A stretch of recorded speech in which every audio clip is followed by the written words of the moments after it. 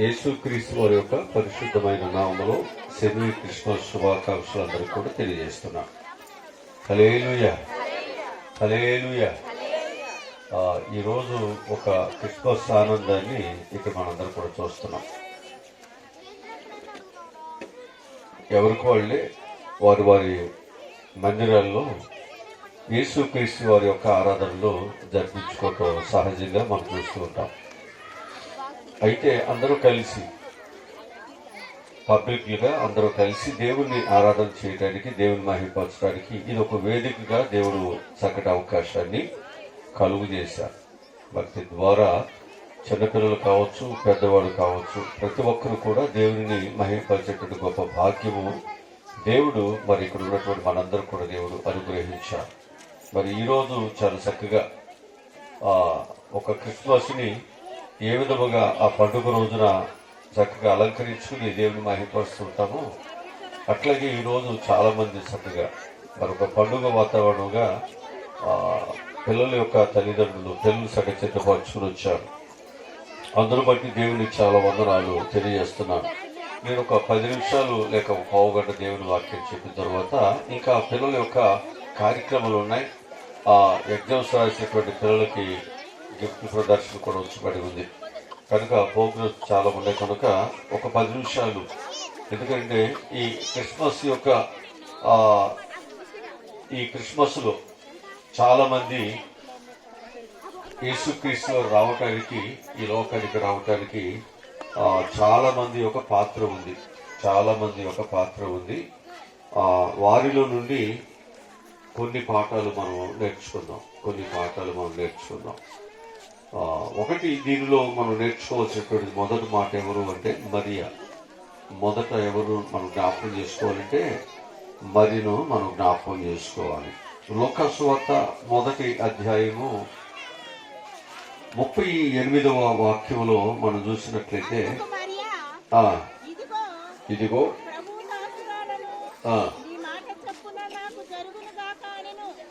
ఇదిగో నీ దాసురాలను ప్రభు యొక్క మాట చొప్పున నాకు జరుగునుగాక అనేను. అంటే ఇక్కడ మరియా యేసుక్రీస్తు వారు ఈ లోకానికి రావాలి అంటే ఇప్పుడు ఆమె ఏం చేయాలి అంటే తనను తాను దేవునికి సమర్పణను చేసుకోవాలి. కనుక ఈరోజు మనము కూడా ఈ క్రిస్మస్ దినాల్లో అవమానములైనా, నిందలైనా, ఎన్ని పరిస్థితులైనా మనం దేవునికి మనం సజీవ యాగముగా సమర్పణ చేసుకున్నటువంటి బిడ్డలుగా ప్రభువుని ఈ లోకములో చూపించాలి అంటే మనం అవమానములైన భరించాలి, నిందలైన భరించాలి. దేవునికి సమర్పణకైనటువంటి బిడ్డలుగా మనం జీవితాలను చక్కగా మనం జీవింపజేసుకోవాలి. అప్పుడే దేవుని యొక్క కృప అనేటువంటిది మరియకు దొరికినట్లుగా దేవుడు మనకు కూడా దేవుడు అనుగ్రహిస్తాడు. కనుక ఇప్పుడు మరియ ఏమైందంటే దేవుని యొక్క చిత్తాన్ని నెరవేర్చడానికి తను దేవునికి సమర్పించుకుని ప్రతి అవమానమును, నిందను భరించింది కాబట్టి దేవుడు ఆమెను ధన్యురాలుగా దేవుడు ఆమెను భూలోకములు ఆశీర్వదించాడు. కనుక మనము ఆశీర్వాదాలు కావాలని చూస్తాం తప్ప దేవుని కొరకు బ్రతికితే, దేవుని కొరకు సమర్పణ కలిగి జీవిస్తే దేవుని యొక్క కృప మన మీదకి వస్తుందనే విషయాన్ని మనం మర్చిపోతున్నాం. కనుక దేవుని కొరకు బ్రతకండి. ఖచ్చితంగా మరియను దేవుడు దీవించినట్లుగా, ధన్యురాలుగా చేసినట్లుగా మనలను, మన పిల్లలను, మన కుటుంబాలను దేవుడు తప్పకుండా దీవిస్తాడు. రెండవదిగా చూసినట్లయితే యోసేపు మత్తయి సువార్తలో 2వ అధ్యాయము 13వ వాక్యాన్ని మనం చదువుదాం.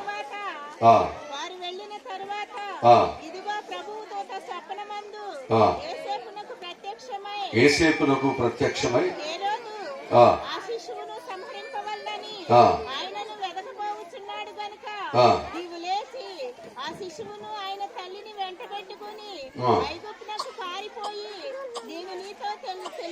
ఇక మనం జ్ఞాపకం చేసుకుంటే యేసు యొక్క పాత్రలో మనం నేర్చుకోవాల్సినటువంటి పాఠం ఏమిటి అనేది మనం చూసినట్లయితే యోసేపు దేవుని యొక్క ప్రణాళిక నెరవేర్చడానికి తన వంతు సహకారాన్ని అందించాడు.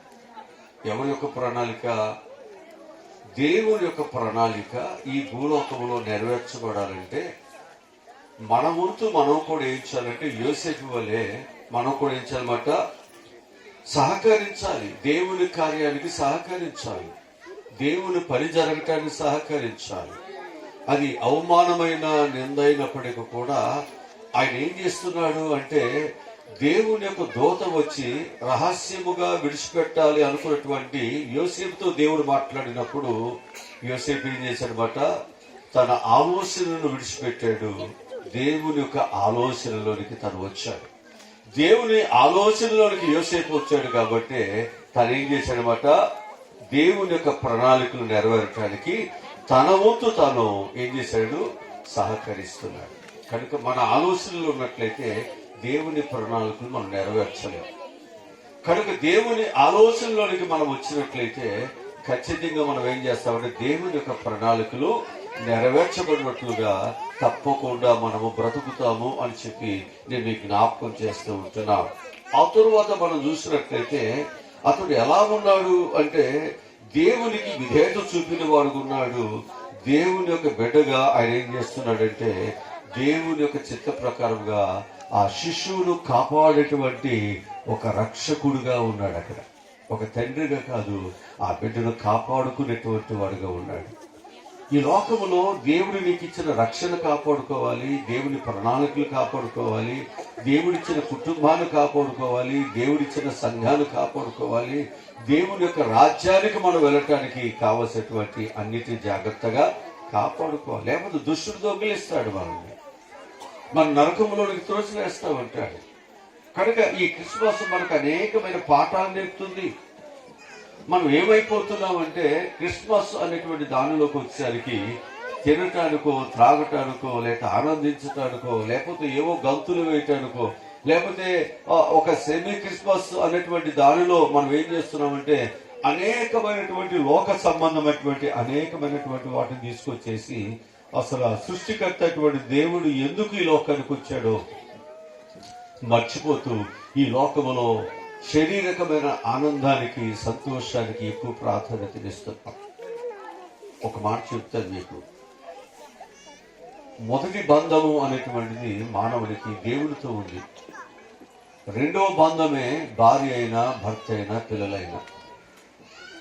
మొదటి బంధము దేవుడితో ఉన్నటువంటి దానిని దేవుడు భార్యను ఇచ్చిన తర్వాత ఏం చేశాడంటే దేవుని విడిచిపెట్టేశాడు, దేవుని మాట విడిచిపెట్టేశాడు, దేవుడితో ఉన్న సంబంధాన్ని విడిచిపెట్టేశాడు. తన భార్య వైపు, తన కుటుంబ వైపు, తన యొక్క భవిష్యత్తు వైపు ఆయన తిరిగిపోయాడు. దీని ద్వారా శ్రమలు, కన్నీరు, కష్టాలు, వేదన, భయంకరమైనటువంటి పరిస్థితులు, ద్వేషాలు మన జీవితాల్లోకి వచ్చేసాయి. మళ్ళీ వీటి నుండి తప్పించుకోవటానికి మనుషుడు చెట్లని, సేవలని, పొట్లని, రకరకాల వాటిని మొక్కుతూ ఏం చేస్తున్నాడంటే రక్షణ ఎక్కడ దొరుకుతుంది, శాంతి ఎక్కడ దొరుకుతుంది, సమాధానం ఎక్కడ దొరుకుతుంది, నెమ్మది ఎక్కడ దొరుకుతుంది, నా కుటుంబాన్ని ఎవరు కాపాడుతారని వెతుకుతున్నప్పుడు ఎక్కడ వారికి శాంతి సమాధానం దొరకలేదు. మరలా తిరిగి ఆ శాంతి సమాధానమును, ఆ రక్షణను మనకి ఇవ్వటానికి మరలా పరలోకములో నుంచి తెగిపోయిన బంధమును ఈ భూలోకములో మరలా మనకు ఆ బంధాన్ని కలపటానికి ప్రభువైన యేసుక్రీస్తు వారి లోకానికి ఆయన రాబట్టే మరలా మనం మొదటి బంధాన్ని మనము పొందుకోవటానికి ప్రభువైన యేసుక్రీస్తు వారు గొప్ప కృప మనకు అనుగ్రహించారు.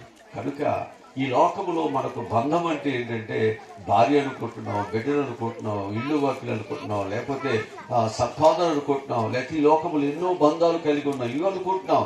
ఇవి తెగిపోతే, ఈ వీళ్ళలో ఎవరైనా చనిపోతే, లేకపోతే వీళ్ళు ఎవరైనా ఏదైనా ఇబ్బంది పడి ఏడుస్తున్నాం. కానీ ఒక దైవాన్ని పోగొట్టుకున్నాం, పరలోకాన్ని పోగొట్టుకున్నాం, శాంతిని పోగొట్టుకున్నాం, మంచి భోజనం పోగొట్టుకున్నాం, మన జీవితాల్లో కష్టాన్ని, వేదన తెచ్చుకుంటున్నాం అనేటువంటి చింత మానవుడికి లేకుండా పోతుంది. ఆ వేదన లేదు మనుషుడికి.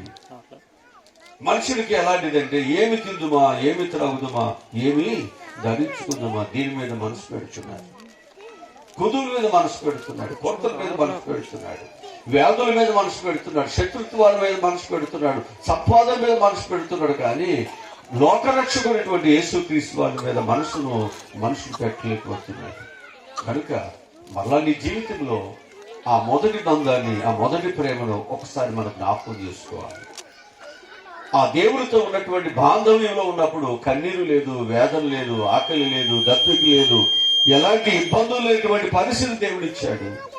ఆ బంధాన్ని ఎప్పుడైతే తెంచి వేసుకుని రెండో బంధమైనటువంటి కుటుంబం మీద పడ్డామో, భార్య వైపు చూసామో, పిల్లల వైపు చూస్తున్నామో, అక్కడే మన జీవితాలు అనేకమైన సమస్యలు వచ్చేసాయి. స్వార్థం వచ్చింది, నేను అనేది వచ్చింది, నా పిల్లలు అనేది వచ్చింది, ఇక బ్రతకటం అనేది వచ్చింది, చంపటం అనేది వచ్చింది, కొట్టడం అనేది వచ్చింది, దోసుకోవటం అనేది వచ్చింది, అబద్ధాలు వచ్చినాయి, మోసాలు వచ్చినాయి, ఇకవన్నీ దాని నుంచి వచ్చేసినాయి. జాగ్రత్త. వీటన్నిటి ద్వారా మరణము, వేదన, నరకము, భయంకరమైన పరిస్థితులు మానవాళ్ళ మీదకి వచ్చేస్తున్నాయి. దీని నుంచి తప్పించుకోలేక, దీని నుంచి రక్షించుకోలేక, ఏమి చేయాలో తెలియనటువంటి పరిస్థితులలో కొండలు ఎక్కుతున్నాడు, గుట్టలు ఎక్కుతున్నాడు, లోయలు ఎక్కుతున్నాడు, ప్రతి దారిని బ్రతుకుతున్నాడు. ఎక్కడ రక్షణ ఉంది, ఎక్కడ శాంతి ఉంది, ఎక్కడ సమాధానం ఉంది, ఎవరు నాకు సహాయం చేస్తారని వెలుగుతున్నటువంటి తనంలో ఎక్కడ దొరకలేదంటే వారికి రక్షణ. అప్పుడు ప్రభువైన యేసుక్రీస్తు వారు ఈ లోకానికి వచ్చి తన తండ్రి యొక్క త్యాగముతో తన కుమారుడు యేసుక్రీస్తు వారి లోకానికి వచ్చి ప్రజలందరినీ కూడా రక్షించడానికి ఆయన భుజము మీద భారము కలిగిన వాడిగా ఈ లోకానికి వచ్చాడు. అందుకే ఆయన పుట్టును బట్టి ప్రజలందరికీ ఆనందము. ఇక మనం అటు ఇటు తిరగాల్సిన పని లేదు, ఎవరు సహాయం చేస్తారని ఎదురు చూడాల్సిన పని లేదు, ఎవరు నన్ను, నా కుటుంబాన్ని కాపాడుతారనేటువంటిది చింత లేదు మనకిక. అందుకంటాడు, చింతలేదిక యేసు పుట్టెను వింతగను బెత్లెహేమందునా, చెంత చేరను రండి సర్వజనాంగమా, సంతసముందుమా, చెంత చేరను రండి సర్వజనాంగమా, సంతసముందుమా. హల్లెలూయా. ఇవాళ మన జీవితాల్లో నా సంఘము, నేను, నా బ్రతుకు, లేక నాకున్నటువంటి ధర్మశాస్త్రము, నాకున్న కట్టుబాట్లు అనేటువంటి పరిస్థితుల్లో ఉన్నావు. కానీ అసలు దేవుడు ఎందుకు వచ్చాడో తెలియనటువంటి అజ్ఞానములో క్రైస్తవ సమాజము మునిగిపోయింది, కొట్టుమెట్లాడుతుంది. అర్థం కానటువంటి పరిస్థితి. ఒక లోకరక్షకుని లోకానికి వస్తే కనీసం ఆయనని ఆరాధన చేయనటువంటి బలహీనులు, అజ్ఞానులు,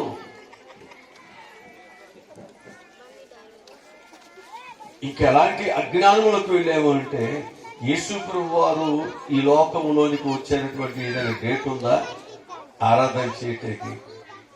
అంటే దేవుడు వచ్చిన మాట వాస్తవమే, పుట్టిన మాట వాస్తవమే, ప్రాణం పెట్టిన మాట వాస్తవమే.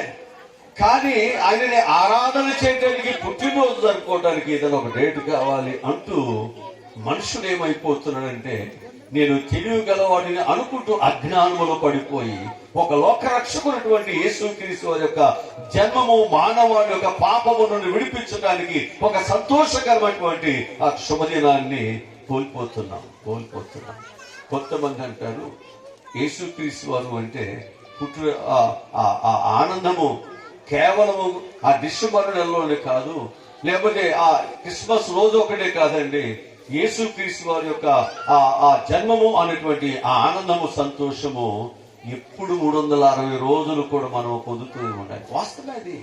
కానీ మన కుటుంబంలో 360 రోజులు మన పిల్లలతోనూ, మన భర్తతోనూ మనం చాలా ఆనందంగా సాగుతున్నాం. కానీ ఒక ప్రత్యేకమైనటువంటిది భర్త పుట్టినరోజు, భార్య పుట్టినరోజు, బిడ్డల పుట్టినరోజు వచ్చినప్పుడు ఆ రోజు ప్రత్యేకముగా మన కుటుంబం అంతా కలిసి దేవునిని ఆ రోజు సంతోషిస్తున్నాం, సెలబ్రేషన్ చేసుకుంటున్నాం. కనుక దీనిని మనం చాలాసార్లు మన అజ్ఞానంతో దీనిని పోగొట్టుకుంటూ ఉంటున్నాం. అయితే మరియా దేవుని చిత్తాన్ని నెరవేర్చడానికి తాను దేవునికి సమర్పణ చేసుకుంది కాబట్టి ఆమె దీవించబడింది. సమర్పణ కలిగినటువంటి విశ్వాసాలు కొనండి, దేవుడిని మిమ్మల్ని దీవిస్తారు. ఏ పరిస్థితులనైనా దేవుని బిడ్డగా బ్రతకండి చాలు. కరువులైనా, వస్త్రహీనతైనా, బాధలైనా నా ప్రభువు ఉన్నాడు, నాకు సహాయమును చేస్తాడన్నప్పుడు ఖచ్చితంగా దేవుడు సహాయం చేస్తాడు. యోసేపు దేవుని యొక్క ప్రణాళికలను ఆయన విడిచిపెట్టి వెళ్ళిపోవాలనుకున్నప్పుడు దేవుడు దూత తనతో వచ్చి మాట్లాడినప్పుడు దేవుని యొక్క ప్రణాళికకి తన వంతు తన సహకారాన్ని అందించాడు. దేవునికి విధేయతను చూపించాడు. అంత మాత్రమే కాదండి, దేవుడు నడిపించిన మార్గములోనైనా నడుస్తూ వెళ్ళాడు. జాగ్రత్త, దేవుడు నీకు ఏదైతే చూపిస్తున్నాడో ఆ మార్గంలో మనం నడవలసిన అవసరం మన మీద ఉంది అని చెప్పి మీకు జ్ఞాపకం చేస్తున్నాను. ఇక మూడవదిగా మనం చూసినట్లయితే గొర్రెల కాపర్లు. ఎవరన్నమాట వీళ్ళు? గొర్రెల కాపర్లు. వారు గొర్రెలను విడిచి శిశువును చూసినట్టు వారు బయలుదేరి వెళ్ళారు. వారు వెళ్ళిన తర్వాత శిష్యులు చూసిన తర్వాత ప్రభువులు వారు హృదయపూర్వకముగా వారు ఏం చేస్తారన్నమాట? ఆరాధనలు చేస్తున్నారు. అటువల్లనే మనము కూడా ప్రభువుకు కొన్ని పనులు, కొన్ని బాధ్యతలు విడిచిపెట్టవలసిన అవసరం మన మీద కూడా ఉంది. గొర్రెల కాపర్లు విడిచిపెట్టారు, మనము కూడా విడిచిపెట్టాలి. ప్రభు మనకు కావాలంటే కొన్ని విడిచిపెట్టాలి, కొన్ని త్యాగం చేయాలి. కొంత మా జీవితంలో నష్టమైనప్పటికీ కూడా నా ప్రభు ఉంటే చాలు అన్నటువంటి ఒక సమర్పణతో మనం దేవుని గాని ఆరాధన చేయగలిగినటువంటి వారుగా మనం వెళ్ళగలిగినట్లయితే ఆ గొర్రెల కాపరకు దొరికినటువంటి దేవుని యొక్క రక్షణ, దేవుని యొక్క ఆనందము తప్పకుండా దేవుడు మనకు కూడా అనుగ్రహిస్తారు అని చెప్పి నేను జ్ఞాపకం చేస్తాను. ఇది మనకు లోక సువార్తలో 2వ అధ్యాయంలో 15 వచనం నుంచి మనకు కనిపిస్తూ ఉంటుంది.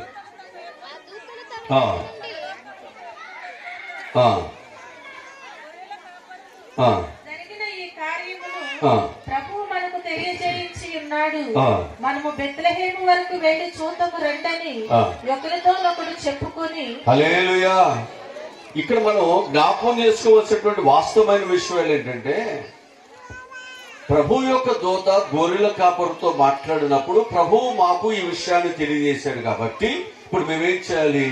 దూత చెప్పిన మాట ప్రకారం మేము వెళ్ళి ప్రభువుని చూడాలి. మనకైతే చెవులో జోరిగలాగా ఎంత వాక్యం చెప్పినా, ఎన్ని గంటలు చెప్పినా మన మనసు మాత్రం మారనే. ప్రభు దగ్గరికి రావాలన్నా, ప్రభుతో సహవాసం చేయాలన్నా, ఇప్పుడు మనమైతే ఎప్పుడైనా రావచ్చు. పాస్టర్ గారు కానీ లేటుగా వస్తే అయ్యగారు లేటుగా వచ్చాడే అంటాం. మనం లేటుగా వచ్చి అడిగేవాడు ఉన్నాడు, అసలు మన చర్చికి రాకపోయినా అడిగేవాడు ఉన్నాడు. కనుక మన యొక్క పద్ధతి ఎలా ఉంటుంది అంటే, మనం ఆరాధన చేస్తున్నప్పుడు మన మనస్ఫూర్తిగా దేవునిని ఆరాధన చేయటానికి ప్రభు మనతో మాట్లాడుతున్నప్పుడు ఎప్పుడైతే ఆయన మాటకు మనం విధేయతను కలిగి ఉంటామో, ఆయన మాటకు ఎప్పుడైతే మనం లోబడుతూ ఉంటున్నామో ఖచ్చితంగా మనం ఏం చేస్తామో తెలుసండి, మన పనులు, మన బాధ్యతలు ఏమైనప్పటికీ కూడా వాటిని ప్రియమైనవిగా ఎంచుకోగానే ప్రభు మాటనే మనం ప్రణాళికముగా, లేకపోతే ఒక ఉన్నతమైనదిగా, లేకపోతే ఒక ఘనమైనదిగా మనం ఎంచుకుని ఏం చేస్తామంటే మనకున్న పనులన్నీ విడిచిపెడతాం. ప్రభు యొక్క పనికి మొదటి ప్రాధాన్యతను మనము ఇస్తా ఉంటాం. ఇక్కడ గొర్రెల కాపరు వారి గొర్రెలను విడిచిపెట్టారు. దేవుని యొక్క దూత చెప్పిన మాట ప్రకారం వారు ప్రభువును చూడటానికి వెళ్ళారు. వారు వెళ్ళి సంతోషంతో వారు తిరిగి దేవుని సువార్త అందిస్తూ దేవునిని మహిమపరుస్తూ వస్తున్నారు. ఇక్కడ 4వదిగా మనం చూసినట్లయితే నక్షత్రం. క్రిస్మస్ లో ఎంతమంది పాత్రలు ఉందో చూడండి. ఇక్కడ ఇవన్నీ జరగటానికి చాలా మంది పాత్రలు ఉన్నాయా లేవా? ఈ స్టేజీ కట్టాలన్నా, లేకపోతే ఈ ప్రాంగణం అంతా శుభ్రం చేయాలన్నా, లేకపోతే డెకరేషన్ చేయాలన్నా, లేకపోతే ఇక్కడ ఉన్నటువంటి ఆ పిల్లలు ఇక్కడ ఈ యాక్షన్ సాంగ్స్ ఇవన్నీ కూడా, లేకపోతే ఈ స్కిట్స్ అన్ని వేయాలన్నా ఇదంతా కూడా కొంతమంది ఒక బాధ్యత కలిగి పనిచేస్తున్నారు. ఇక్కడ సౌండ్ సిస్టమ్ కావచ్చు, లేకపోతే మ్యూజిక్లు కావచ్చు. ఇవన్నీ లేకోకుండా, ఈ లైటింగ్ కానీ వీళ్ళందరూ పని చేయకోకుండా ఇక్కడ ఈ కార్యక్రమం జరగదు. ఇది అట్లాగే ప్రభుత్వం యేసుక్రీస్తు వారు కూడా ఈ లోకానికి రావటానికి చాలా మంది యొక్క పాత్రలు ఉన్నవి, వాళ్ళ సమర్పణలు ఉన్నాయి, వారి త్యాగాలు ఉన్నాయి. వారు దేవునిని ఎంతో వారు గర్వపరిచినట్లుగా మనకు బైబుల్ మనకు తెలియజేస్తూ ఉంటుంది. నాలుగోదిగా మనం చూస్తే నక్షత్రము. దానియేలు గ్రంథములో 12వ అధ్యాయము 3వ వాక్యాన్ని చదువుదాం. బుద్ధిమంతులైతే ఆకాశ మండలములోని జ్యోతులను పోలిన వారే ప్రకాశించెదరు. నీతి మార్గమును అనుసరించి నడుచుకున్నట్లు ఎవరు అనేకులను త్రిప్పుదురో వారు నక్షత్రము వలె నిరంతరమును ప్రకాశించెదరు. హల్లెలూయా. ఇప్పుడు మనకి ఎట్లా ఉంటుందంటే, మా పిల్లలు డాన్స్ అయిపోయింది కదా, మాకు వాక్యం ఎందుకు ఇంకా అంటే క్రిస్మస్ ఏంటంటే వాళ్ళ పిల్లలు డాన్స్ చూసుకోవటానికో, లేకపోతే వాళ్ళ పిల్లలు ధరించేటువంటి బట్టలు ఎట్లా ఉన్నాయో అని చూసుకోవటానికో, లేకపోతే మా పిల్లలు అందరికంటే బాగా వేశారా లేదని వీడియోలు తీసుకుని మురిచిపోవటానికో ఈ క్రిస్మస్ వాడుకుంటున్నాం, మనం వాడేసుకుంటున్నాం. ఇట్లా అపవాది ఇట్లా మన మనసంతా కూడా దేవుని మీద కంటే మన పిల్లల మీదకో లేకపోతే రకరకాల వాటి మీదకో మలిచేస్తున్నాడు. అంటే ప్రేమించడం తప్పు కాదు, అంటే ఆ ప్రేమలో ఏమైపోతుందంటే దేవుని కంటే కూడా మనం లోకాన్ని ఎక్కువగా ప్రేమించాల్సి వస్తుంది. సరే, ఇక్కడ మనం జ్ఞాపకం చేసుకున్నటువంటి నాలుగో విషయం ఏంటి అంటే నక్షత్రం. నక్షత్రం ఏం చేసింది? జ్ఞానులు ఒక గొప్పవాడు పుట్టారు అనే విషయాన్ని వారు తెలుసుకునేటట్లుగా అనేకమైనటువంటి చుక్కలు ఆకాశంలో ఉన్నప్పటికీ కూడా తన యొక్క తేజస్సుతో, తన యొక్క మహిమతో ఏం చేసిందనమాట తన యొక్క ప్రకాశమానాన్ని జ్ఞానులు గుర్తించేటట్లుగా ప్రకాశించింది. హల్లెలూయా. ఆ తరువాత ఆ చుక్క ఏం చేసిందంటే వారు గుర్తించిన తర్వాత వారు నడిపించడానికి ఎక్కడికి నడిపిస్తుంది? ప్రభు అయినటువంటి యేసుక్రీస్తు వారు. ఎవరి కోసమైతే ఆమె ప్రకాశిస్తూ ఉందో ఆ చుక్క, ఆయనను చూపించటానికి తనను వెంబడించేటువంటి వారికి ముందుగా నడుస్తుంది. దానియేలు గ్రంథంలో చూస్తే ఆ చుక్క ఎవరు అంటున్నాడు అంటే బుద్ధిమంతులైనటువంటి మనమే చెప్తున్నాడు. దేవుని పిల్లలు మీరు ఎవరు అంటే బుద్ధిమంతులై ఆకాశ మండలములోని జ్యోతులను పోలిన వారై నిరంతరము. అంటే ఈ బుద్ధిమంతులు ఎవరు అంటే వారు రక్షణ పొంది, ఎవరైతే రక్షణ పొందుకోకుండా నరకములోనికి వెళుతున్నారో వారందరిని తిప్పేవారే బుద్ధిమంతులు.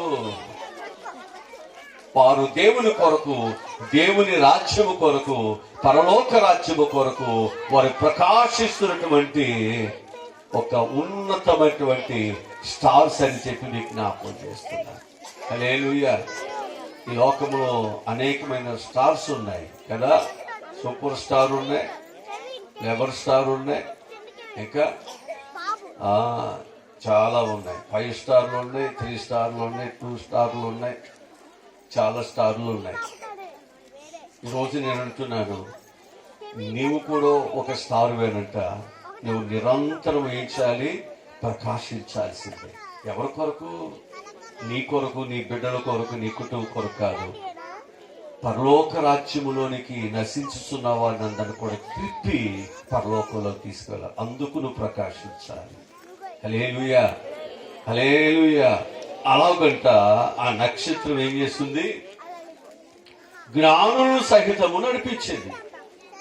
చదువు లేని వారిని నడిపించింది, జ్ఞానులు నడిపించారు కదండి. ఈరోజు నీవు నేను కూడా అనేకులను నడిపించేటువంటి ఒక స్టార్ లాగా ఈ క్రిస్మస్ రోజున మనము అనేకులను ప్రభు దగ్గరికి అనేకులు నడిపించేటట్లుగా నీవు నేను కూడా బుద్ధిమంతులుగా ప్రభు కొరకు పనిచేయాలి. హల్లెలూయా. ఆయన రాజ్యము కొరకు మన పనిని చేయాలి. ఇక 5వదిగా మనం చూసినట్లయితే ఇక్కడ జ్ఞానులు మనకు కనిపిస్తున్నారు. 5వది ఎవరు? వీళ్ళు జ్ఞానులు మనకు కనిపిస్తున్నారు. ఈ జ్ఞానులు ఎలా ఉన్నారు అనేది మనం చూసినట్లయితే వీరు జ్ఞానులైనను క్రీస్తు వద్దకు వారు వచ్చారు. వీరి యొక్క జ్ఞానము ఏం చేస్తుందంటే క్రీస్తు వద్దకు వారు నడిపించబడ్డారు. మన జ్ఞానం ఎక్కడ నడిపిస్తుంది? మన తెలివితేటలు ఎక్కడికి నడిపిస్తున్నాయి? దేవుని దగ్గరికి వస్తున్నాయా, లేకపోతే లోకములో అనేకమైన వాటి దగ్గరికి వెళ్తున్నామా? వారు జ్ఞానులై ఉండి వారు ఎక్కడికి నడిపించబడ్డారు అంటే ప్రభువైనటువంటి యేసుక్రీస్తు వారి దగ్గరికి వారు నడిపించబడ్డారు. అందుకే అజ్ఞానుల వలె కాక జ్ఞానులుగా ఉండండి అని వాక్యం చెప్తుంది.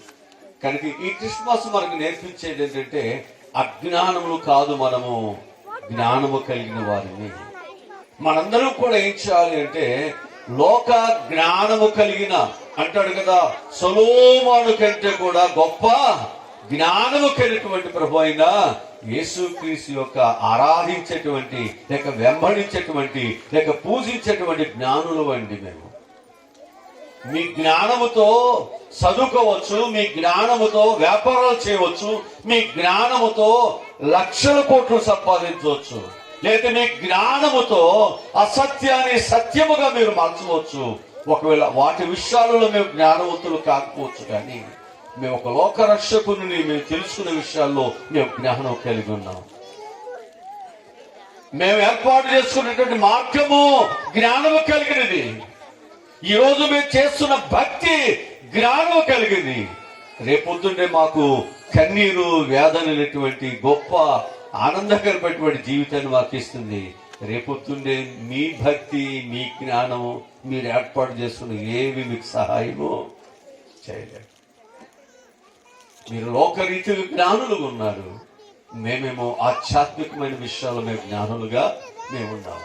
ఈ లోకములో మీ జ్ఞానను బట్టి ఒకవేళ 70-80 సంవత్సరాలు బ్రతకటానికి, సుఖంగా ఉండటానికి డబ్బులు సామర్థ్యత సంపాదించుకుంటున్నారు. మేమైతే శాశ్వత కాలము సుఖముగా నెమ్మదిగా ఉండటానికి ఆ పరలోకాన్ని మేము సంపాదించుకుంటే జ్ఞానవంతులుగా మేమున్నాం. రేపొద్దుండే జ్ఞానము కలిగి సంపాదించేటువంటి డబ్బులున్న వాళ్ళందరూ నరకములో ఉండి, అయ్యో మేము అజ్ఞానముతో ఏమి తిందుమా ఏమి త్రాగుదామా అని మేము అహర్నిశలు మేము తప్పించాము. నీవైతే కరువైన, బాధ అయిన, కష్టమైన, వస్త్రహీనత అయినా నీతిగా, భక్తిగా, బుద్ధిమంతుడుగా బ్రతికవయ్యా. ఈ రోజు మేమేమో నరకంలో ఉన్నాము, నువ్వేమో సుఖవంతమైన జీవితంలో ప్రభు రమ్మునా ఆనుకుని ఉన్నాం. రేపొద్దున్నే నిన్ను చూసిన వారే ఇక్కడ సుఖంగా చూసి వీడు ఎంత దరిద్రుడండి అన్నటువంటి వారే రేపు వారి దరిద్రతను చూసి, వారి బాధలు చూసి నిన్ను గనపరుస్తారు, నీ జ్ఞానాన్ని చూసి గనపరుస్తారు. కనుక ఈ క్రిస్మస్ రోజున జ్ఞానులు మనకు నేర్పించేటువంటి మొదటి పాఠం ఏంటి అనేది మనం చూసినట్లయితే, వారు క్రీస్తు యొద్దకు వారు ఏం చేశారన్నమాట, నడిపించినట్లుగా వ్యర్థమైన వాటిని వారు విడిచిపెట్టేశారు. రెండవదిగా వాళ్ళు ఏం చేశారంటే వారు క్రీస్తుని వారు ఆరాధన చేశారు. మూడవదిగా మనం చూసినట్లయితే వారు బంగారమును, బోళమును, సాంబ్రాణి ప్రభుకి సమర్పణ చేశారు. బంగారం అంటే క్రీస్తు రాజరికానికి గుర్తుగా ఆయన రారాజు అని వారు ఏం చేశారంటే దేవునికి సమర్పణ చేశారు. బోళము అంటే ఆయన శ్రమ పడుటకు గుర్తుగా శిలువ మరణం పొందటానికి, ఆ శ్రమ ద్వారా మానవునికి రక్షణ కలుగుతుంది అనేటువంటి ఒక ఉద్దేశంతోనే ఆయన పసిబాలుడుగా ఉన్నప్పుడే ఆయనకి బోళమును వారు సమర్పణ చేశారు. సాంబరాన్ని అనేటువంటి దానికి సూచన ఏమిటంటే ఆయన ప్రధాన యాజకుడు, ఆయన ఒక్కడే పూజింప తగినవాడు, ఆయన ప్రధాన యాజకుడు. ఆ ప్రధాన యాజకుడు అనేటువంటి దానిని నీకు నాకు కూడా తెలియజేయటానికి ఆయన పసిబాలుడుగా ఉన్నప్పుడే గణాలను గుర్తించినట్లుగా ఈరోజు నీవు నేను కూడా ఆయనని గుర్తించుదాం. లోకములో అనేకమైన వాటిని గుర్తించలేకపోవచ్చు, కానీ మన ప్రభుత్వ యేసుక్రీస్తు యొక్క ఉన్నతమైనటువంటి స్థితిని మనం గుర్తించినట్లయితే నువ్వు గొప్ప జ్ఞానము కలిగిన వ్యక్తులు అనే విషయాన్ని మీకు తెలియజేస్తున్నాను.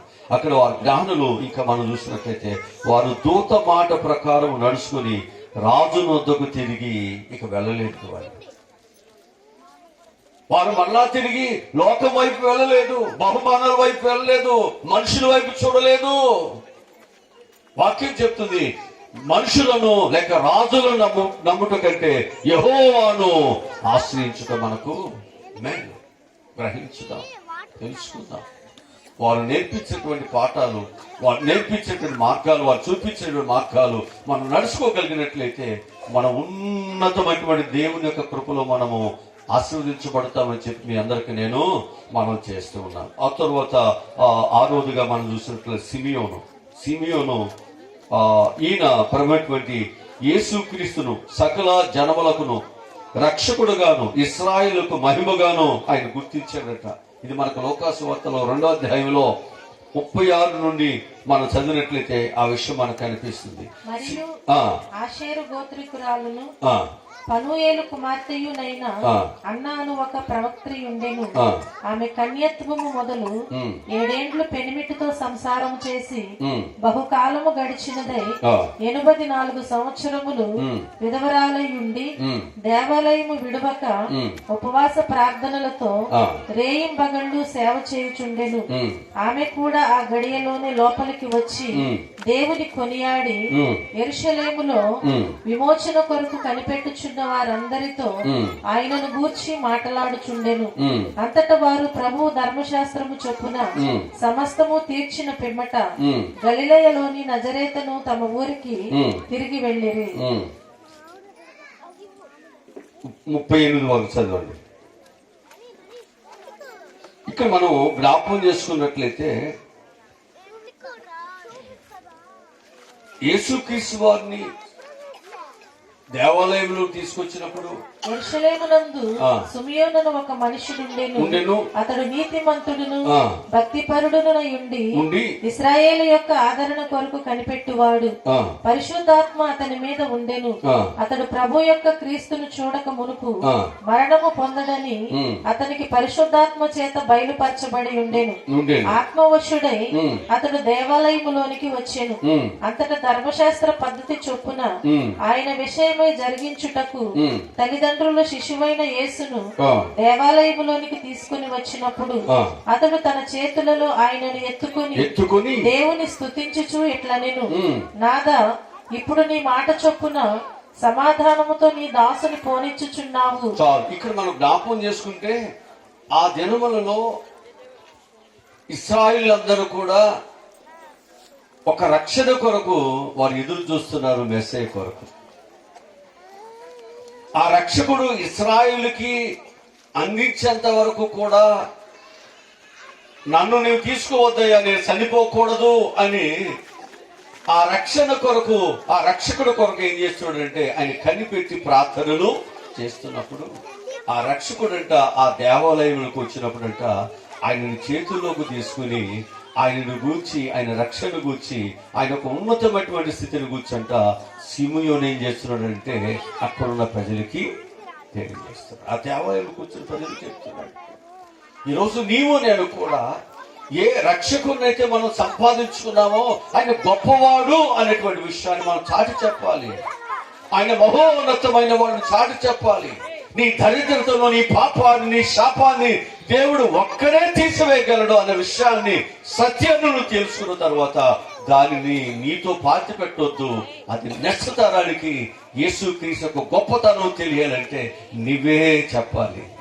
తెలిసిన నువ్వే చెప్పాలి, అనుభవిస్తున్న నువ్వే చెప్పాలి, ప్రార్థిస్తున్న నువ్వే చెప్పాలి, నిరీక్షణతో ఎదురు చూస్తున్న నువ్వే చెప్పాలి. నీ కన్నులారా చూస్తున్నటువంటి ఆ రక్షకుని లోకానికి నువ్వు చెప్పాలి.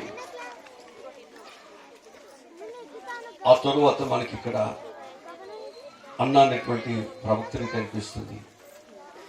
యవన కాలములో భర్తను పోగొట్టుకుంది. బహుకాలముగా దేవుడి మందిరంలో చక్కని పరిచర్యని చేస్తుంది. మనమైతే దేవుడు అన్యాయం చేశాడంటాం, దేవుడు ఏదో మోసం చేశాడంటాం, దేవుడు ఏదో నా కుటుంబానికి ఏదో చేసేసాడు అనుకుని మనం దేవుడి మీద నిందలు వేస్తూ ప్రార్థన మానేస్తాం. ఇక శరీర సంబంధమైనటువంటి ఆశలతో, కోరికలతో మన ఇష్టానుసారమైనటువంటి పరిస్థితులకు వెళ్ళిపోతాం. ఆమె అయితే దేవుడు తనకిచ్చేటువంటి జీవితంలో సంతోషం ఉంది.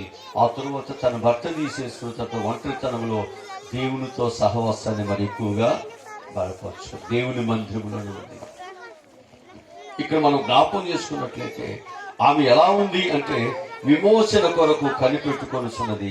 ఇశ్రాయేలు వారితో విమోచకుడు క్రీస్తు అనే వారితో కూడా ఈమె చెబుతుంది. అంటే సిమియోనుతో కలిసి ఈమె కూడా ఏం చెప్తుందో తెలుసండి, ఈయన నిజమైన క్రీస్తు, ఈయనే ఇశ్రాయేలుకు విమోచకుడు. రక్షణ పొందిన మనము ఒకరికొకరు యేసుక్రీస్తు యొక్క స్వార్థను మనం ఏం చేయాలంటే బలపరుస్తూ ఒకరికొకరు చేతులను అందించుకుంటూ యేసుక్రీస్తు యొక్క రక్షణను, ఆ రక్షకుని మనం ఏం చేయాలి, లోకానికి మనం చెప్పాలి.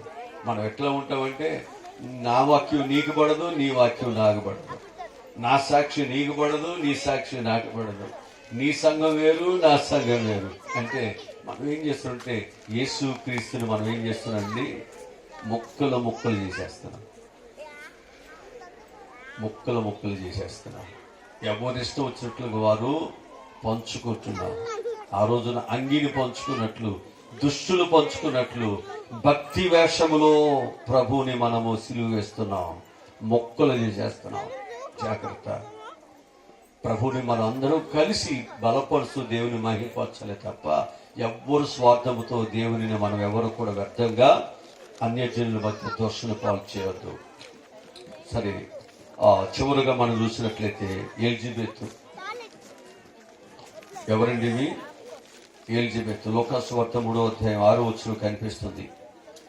ప్రభు యొక్క మార్గమును సిద్ధం చేయడానికి యోహానును తన గర్భమున మోసేటువంటి లోకానికి అందించింది. ప్రభు యొక్క మార్గమును సిద్ధపరిచేటువంటి యోహానుని ఏం చేసిందండి, తన గర్భాన్ని మోసి ఆ గర్భములో ఉన్నటువంటి యోహాను పరిశుద్ధుడిగా ఉండాలంటే ఏం చేసింది, మద్యం మానేసింది కదా, ద్రాక్షరసం మానేసింది, అన్నిటినీ మానేసి ఏం చేసిందండి, ఆయన ఒక పరిశుద్ధుడుగా, పాపరహితుడుగా, ఏ దోషము లేనటువంటి వాడిగా ఆయన లోకములోనికి తల్లి అందించి, మనం కూడా ప్రభు యొక్క రక్షణను గాని దేనిని గాని మనం కలుషితం చేసి మన స్వార్థం కొరకు, మన లాభం కొరకు పాడు చేయొద్దండి. ప్రభు మార్గాన్ని చక్కగా లోకానికి మనము అందిస్తాం. ఇప్పుడు అక్కుమాడు పెరిగేం చేశాడు, అంతటా అతడు వచ్చి పాపక్షమాపణ నిమిత్తము మారు మనసు విషయమైన బాప్తిస్మము పొందవలెనని యోర్దాను నది ప్రదేశమందంతటా ప్రకటించుచుండెను. హల్లెలూయా, హల్లెలూయా. ఇప్పుడు అతడు ప్రభు కొరకు, ప్రభు యొక్క మార్గమును సిద్ధపరచడానికి ప్రయాసపడేవాడుగా ఆ కుమారుడు వచ్చాడు. ఆయన ప్రభు కొరకు ఆయన ఏం చేశాడు, పరలోక రాజ్యం సమీపించింది, మారు మనసు పొందండి, మారు మనసు పొందండి, మారు మనసు పొందండి. నీవు నేను కూడా ఏ పరలోక రాజ్యమును కట్టడానికి ప్రభు లోకానికి వచ్చాడు, ఆ ప్రభు యొక్క బిడ్డలుగా ఎవరైతే రక్షణ పొందామో మనందరం కూడా ఏం చేయాలో తెలుసండి, అనేకులను ప్రభు మార్గంలోనికి మనం నడిపించాలి. దాని కొరకు ఆయన ప్రాణ త్యాగమును చేశాడు. నీవు నేను ఆ రక్షణ కొరకు, ఆ పరలోక రక్షణ కొరకు మనం ఏం త్యాగం చేస్తాము? మనం త్యాగాలు చేయం, కానీ పండుగంటే చాలు మన యొక్క వస్త్రధారణ సినిమా యాక్టర్ లాగా ఉండాలో, లేకపోతే వారిలాగా ఉండాలో, వీరిలాగా ఉండాలని మనం డిజైన్ కొరకు ప్రయాసపడుతున్నాం. మన యొక్క వంతు ఎంత ఖర్చు అయినా పర్వాలేదు, మేము వేసిన డ్రెస్ ఇంకెవరు వేయకూడదు అన్నట్లుగా మనం ప్రయాసపడుతున్నాం. జాగ్రత్త. నేను కొనుక్కోవద్దంటలేదు, వేసుకోవద్దంటలేదు. మంచి డ్రెస్ వేసుకోండి, మంచి స్థితి కలిగి ఉండండి. ఇప్పుడు ప్రభు ఒకప్పుడు మనకి ఏమీ లేని ఈ రోజుల్లో కొన్ని వేల రూపాయలు విలువ చేసే డ్రెస్సులు వేస్తున్నాం. మనం ఒక డిజైన్కే ₹1000 అవుతుంది కదా, స్టిచ్చింగ్కి చాలా ₹1000 అవుతున్నాయి కదా. కనుక ఆ రోజు మనం వేసేటువంటి డ్రెస్సు కనీసం 5,000, 10,000, 15,000, ఇంకా కాస్త ఉన్నటువంటి వాళ్ళు 20,000 అయినా కదా, తగ్గట్లేదు. వద్దని చెప్పట్లేదు. దేవుడు నిన్ను అంటున్నాడు, ఒక స్టార్లాగా ఉండండి, కానీ శరీర సంబంధంగా ఒకటే కాదు, ఆత్మ సంబంధముగా కూడా నీవు దేవుని కొరకు ప్రకాశమానంగా ఉండాలి. అట్లాగే ఉండాలి. సింహం బిడ్డలలాగా ఉండాలి, ఎక్కడేం తగ్గటానికి వీల్లేదు. అలా దేవుడు నిన్ను ఉండాలని దేవుడు ఏర్పాటు చేసుకున్నాడు. కానీ నువ్వేమైపోతున్నావంటే దేవుని కంటే కూడా ఈ లోకములో అనేకమైన వాటిని సంపాదించుకోవటానికి మనం ఇక్కడ ప్రయాసపడుతున్నాం. కనుక ఇక్కడ చాలా మంది మనకు ఈ క్రిస్మస్ ని ఇంత ఆనందంగా, సంతోషంగా మనం జరిపించుకుంటామంటే చాలా మంది పాత్రలు ఉన్నాయి కదా. మరి ఈరోజు ఇక్కడ మనందరం సంతోషంగా ఉండటానికి చాలా మంది పాత్రలు ఉన్నాయి, చిన్నపిల్లల దగ్గర నుంచి పెద్దవాళ్ళ వరకు. మధ్యలో నేను కూడా నిలబడి కాస్త చిన్న వాక్యం చెప్పడానికి. ఇవన్నీ కూడా ఈ యొక్క ఈ యొక్క యేసుక్రీస్తు వారి యొక్క జన్మదినాన్ని మనం ఏం చేయాలన్నమాట, ఆనందముగా జరుపుకోవటానికి నీ పాత్ర నీది, నా పాత్ర నాది. మనందరూ కలిసి దేవుణ్ణి మహిమపరుస్తాం. అలాంటి భాగ్యము దేవుడు మనందరికీ దయచేయనుగాక. ఆమేన్. తల్లు వచ్చండి, చిన్న ప్రార్థన చేస్తాను. మా ప్రభువా, ఈ రోజు చెప్పనటువంటి దేవుని మాటలు బట్టి మీకు వందనాలు ప్రభు. ఈ క్రిస్మస్ కొరకునైనా ఎంతో మంది యొక్క పాత్రను గురించి మేము విన్నాం. వారు ఏ విధముగా త్యాగం చేశారు, ఏ విధంగా వారు వారి యొక్క జీవితాలను ప్రభువు పెట్టి ఆ గొప్ప రక్షకుని మాకు అందించారు. మేము కూడా ప్రభు కొరకు, ఆయన రాజ్యము కొరకు, ఆయన నీతి కొరకునైనా ఆకలి దప్పులు కలిగి దేవుని రాజ్యాన్ని కట్టడానికి ప్రభువా, మా వంతు మేము వచ్చే తరానికి మేము మాదిరిగా మేము ఉంచిపోవటానికి సహాయములను దయచేయండి.